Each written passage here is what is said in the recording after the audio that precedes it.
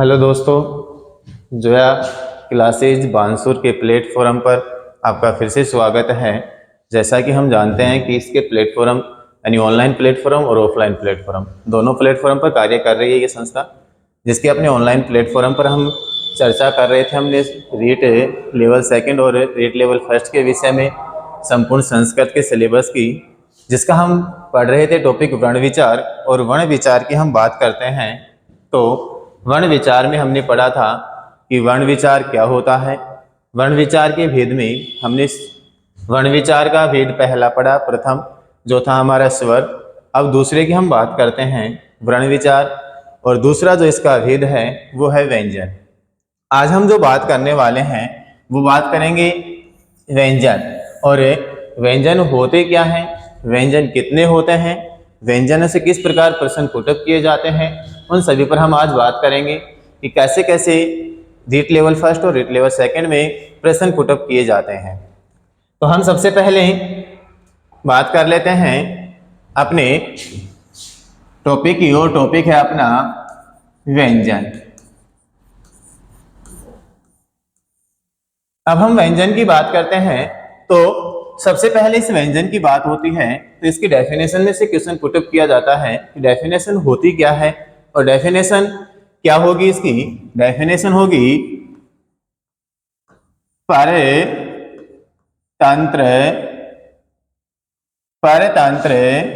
वर्णा व्यंजना। परतंत्र वर्णा व्यंजना यानी, अब देखिए यहां सीधा सिंपल है, पर का अर्थ होता है दूसरा, यानी दूसरे के ऊपर जो वर्ण निर्भर होते हैं वो ही क्या कहलाते हैं, व्यंजन कहलाते हैं। जैसा कि हमने प्रथम क्लास में हमने पढ़ा था कि स्वतंत्र जो होते हैं वो स्वर कहलाते हैं, यानी जो अपने आप में स्वतंत्र हो। अब बात है परतंत्र की, पर यानी दूसरे पर आश्रित होते हैं वो क्या कहलाएंगे, व्यंजन कहलाएंगे। अर्थात हम इसको लिख सकते हैं, अर्थात जो वर्ण क्या हो, स्वर में मात्राओं की सहायता से, स्वर में मात्राओं की सहायता से क्या किए जाते हो, उच्चारित किए जाते हैं। उच्चारित किए जाते हैं वे क्या कहलाते हैं, यानी वे वर्ण क्या कहलाएंगे, व्यंजन कहलाएंगे। उन वर्णों को हम क्या कहते हैं, व्यंजन कहते हैं। अब हम बात करते हैं कि व्यंजन, अब इस व्यंजन में से प्रश्न पहला पूछा जाता है हमारा, यहां से पुटअप किया जाता है। पहला प्रश्न है कि परतंत्र परतंत्र वर्ण क्या होते हैं। दूसरा प्रश्न होता है कि व्यंजन किसे कहते हैं। तो यहां हो जाएगा, अगर पूछ लिया जाए व्यंजन किसे कहते हैं तो हो जाएगा परतंत्र वर्णा व्यंजन, यानी परतंत्र वर्ण होते हैं वही व्यंजन कहलाते हैं। या फिर कहा जाए कि परतंत्र वर्ण क्या होते हैं तो व्यंजन होते हैं। अब पूछा जाता है कि व्यंजनों की संख्या कितनी होती है, तो हम बात करते हैं व्यंजनों की सामान्यतः संख्या होती है वो होती है 33। यानी सामान्य रूप से व्यंजनों के जो भेद होते हैं वो कितने होते हैं, 33 होते हैं। हम भेदों की बात कर रहे हैं तो सामान्य रूप से कितने होंगे, 33 होंगे। अब इस 33 की भी हम बात कर लेते हैं। इस 33 को हम लिखते हैं संस्कृत में त्रिंशत। इन 33 को भी क्या कहते हैं, त्रिंशत कहते हैं। जिसमें देखिए यहाँ जो विसर्ग आया है हम उसकी बात करते हैं। हमने माहेश्वरी सूत्र पढ़े थे, उस समय हमने माहेश्वरी सूत्र के बाद हमने प्रत्याहार की क्लास पढ़ी। उस क्लास में हमने पढ़ा था कि खर प्रत्याहार, कौन सा प्रत्याहार हो, खर प्रत्याहार, या फिर खर प्रत्याहार हो, या फिर क्या हो, अघोष वर्ण, या फिर अघोष वर्ण। हमारे खर प्रत्याहार और अघोष वर्ण हो और तो उनके स्थान पर जो विसर्ग होता है उसके बाद में क्या है, विसर्ग आए, तो विसर्ग के स्थान पर क्या आदेश हो जाता है, इस विसर्ग के आदेश पर सकार होता है। सकार का तात्पर्य होता है कि इस विसर्ग के स्थान पर स आदेश होता है, स आदेश होता है। हमने देखा। अब यहां जो त्रय लिखा है तो खर प्रत्याहार बाद में आया है, तो हम इसको इस प्रकार भी लिख सकते हैं, यानी त्रय और इस विसर्ग को हमने स में बदला और हम इस प्रकार से लिखेंगे तो क्या हो जाएगा, त्रय। इस प्रकार भी हमें पढ़ सकते हैं। अब हम बात करते हैं अपने व्यंजनों की। जो 33 जो भेद होते हैं, इन 33 भेदों को कितने भागों में बांटा गया है, 33 भेद कौन कौन से होते हैं, और इन 33 वर्णों का, यानी हमारे जो 33 वर्ण हैं, उन 33 वर्णों को किस प्रकार डिवाइड किया गया है, कि कौन कौन से वर्ण कौन कौन से भाग में होते हैं, किस प्रकार इनको डिवाइडेशन किया गया, किस आधार पर इनका डिवाइडेशन हुआ, वो सब हम पढ़ेंगे। अब हम बात करते हैं हमारे नेक्स्ट इनके भेद पर। तो हमारा जो सबसे पहला आता है वो आता है कै वर्ग। हमारा पहला आता है कै वर्ग, जिसे कहा जाता है हम कु भी कहते हैं। दूसरा है चै वर्ग, जिसे हमें चो लिखते हैं। उसके बाद आता है टै वर्ग, जिसे हमें टू लिखते हैं। फिर आता है तै वर्ग, जिसे हमें टू कहते हैं। फिर आता है पै वर्ग, और पै वर्ग को हम लिखते हैं पू। हमारी ये हो गए वर्ग। अब हम वर्ग की बात कर रहे हैं तो इन वर्गों की बात करते हैं। तो एक वर्ग होता है कै, इसमें कुल जो वर्ण होंगे वो 5 होंगे। कौन कौन से होंगे, पहला लिखते हैं हमें कै, ख, गै, ग, ण। चै वर्ग में चै, छ, ज, झ, ङ। टै वर्ग में बात करते हैं तो टै वर्ग में हो जाएगा टै, ठ, ड, ड और न। तै वर्ग में तै, थ, द, ध, न। पै वर्ग में पै, फ, ब, भ और म।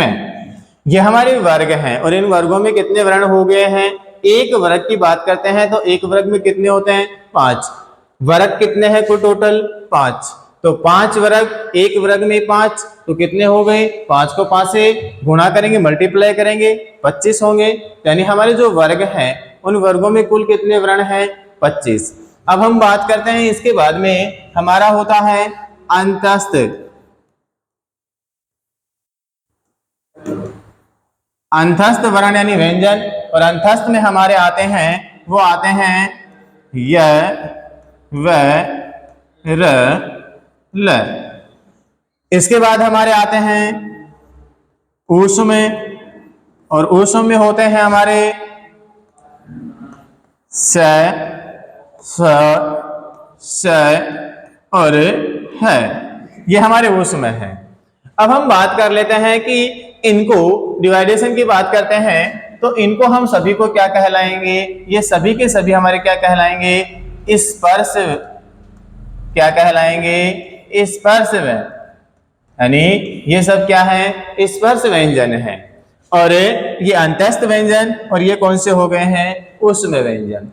अब यहां से भी हमारा प्रश्न पूछा जाता है कि स्पर्श व्यंजन होता है, उसका सूत्र पूछ लिया जाता है। स्पर्श व्यंजन को हम समझते हैं कि पहचान कैसे करें, इसका भी एक सूत्र होता है।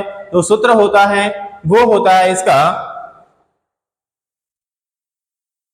हम बात कर लेते हैं इसके सूत्र की, जो कि इसका सूत्र है,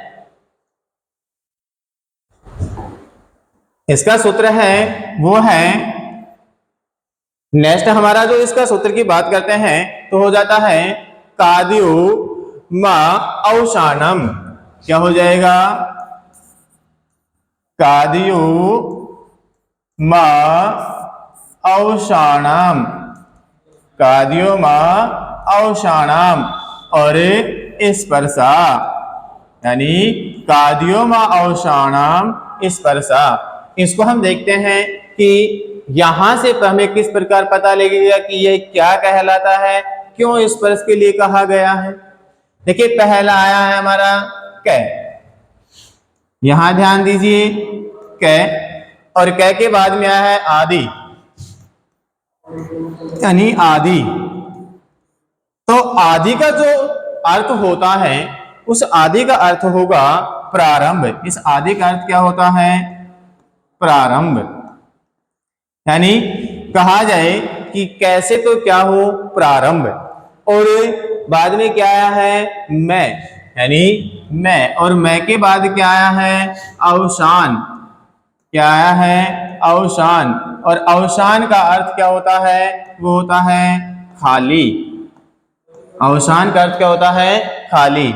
यानी हमारा देखिए कैसे तो क्या हो? प्रारंभ, और मैं के बाद खाली हो जाए, यानी कैसे और मैं तक जो वर्ण होते हैं वो क्या कहलाएंगे? स्पर्श, यानी स्पर्श व्यंजन कहलाएंगे, स्पर्श वर्ण कहलाएंगे।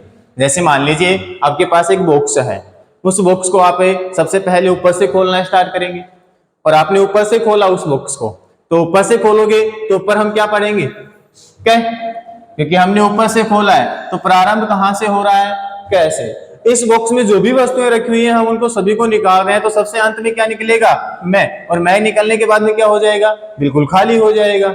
यानी कैसे तो हमने प्रारंभ किया और मैं क्या हो गया? ये बिल्कुल खाली हो गया है। यानी कैसे और मैं तक जो वर्ण होते हैं वो सब क्या कहलाते हैं? स्पर्श वर्ण कहलाते हैं, यानी स्पर्श व्यंजन कहलाते हैं। नेक्स्ट हमारे, तो ये स्पर्श व्यंजन कितने थे? 25। अंतस्थ व्यंजन कितने हो गए? 4। ऊष्म व्यंजन कितने हो गए? 4। तो 25 और 4 कितने हो गए? 29। 29 और 4 कितने हो गए हमारे? 33। यानी हमारे जो व्यंजन थे वो कितने हुए? 33। अब हम बात करते हैं इन्हीं के साथ साथ कि इसके बाद में जो हमारे वर्ण होते हैं यानी व्यंजन होते हैं उनमें हमने पढ़ा था। नेक्स्ट हम देखेंगे कि हमारा नेक्स्ट है अयोग्यवाह। क्या है? अयोग्यवाह। अयोग्यवाह व्यंजन कौन कौन से होते हैं? सबसे पहले हम बात करते हैं, हमने पिछली क्लास में पढ़ा था अयोग्यवाह, और अयोग्यवाह में हमने देखा था कि कुल अयोग्यवाह वर्ण कितने होते हैं? कुल अयोग्यवाह वर्ण होते हैं 4। हमने 4 की बात की थी अयोग्यवाह की, और 4 कौन कौन से होते हैं? पहला हमने बताया था आपको अनुस्वार, दूसरा बताया था विसर्ग, तीसरा बताया था हमने उपध्यमानीय, चौथा बताया था हमने जिव्यामूल्यम। हमने अनुस्वार और विसर्ग 2 पढ़ लिए, वो किस में पढ़े? हमने स्वर में। यानी कुल कितने होते हैं अयोग्यवाह? 4 होते हैं। 2 किस में होते हैं? स्वर में। 2 किस में होते हैं? व्यंजन में। 2 हमने स्वर में पढ़े थे, अब हमारे पास बचे 2, वो देखते हैं। देखिए हमारा जो ये चिन्ह लगा हुआ होता है जिसे हम कहते हैं आधा विसर्ग। क्या कहते हैं? आधा विसर्ग। अगर ये आधा विसर्ग कै और ख से पहले लगता है, यानी ये आधा विसर्ग ख और कै और ख से पहले लगेगा तो वो कौन सा कहलाएगा? हमारा जिह्वामूलीय। कौन सा हो जाएगा? तो ये हमारे कौन से हो गए हैं? जिह्वामूलीय। ये हमारे क्या हुए? जिह्वामूलीय। अब बात है हमारी, अगर आधा विसर्ग किससे पहले लगा हो? पै और फ। पै और फ के पहले लगा हुआ है तो क्या कहलाएंगे? वो क्या कहलाएंगे? हमारे पै और फ के पहले लगा हुआ होगा तो उपध्यमानीय। क्या कहलाएंगे? उपध्यमानीय। अब ये क्या कहलाएंगे? उपध्य, सॉरी, ये कहलाएंगे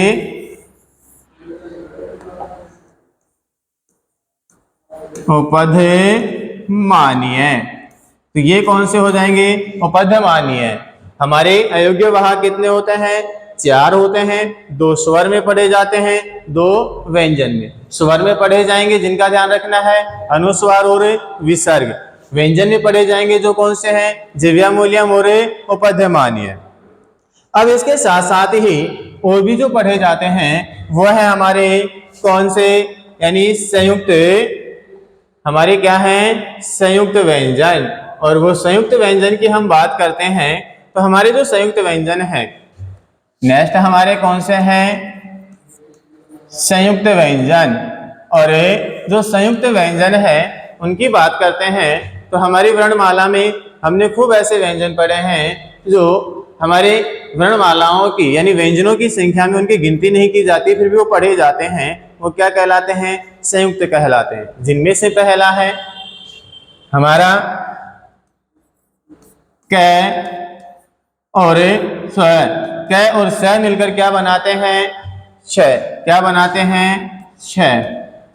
क और स मिलकर क्या बनाएंगे, छ।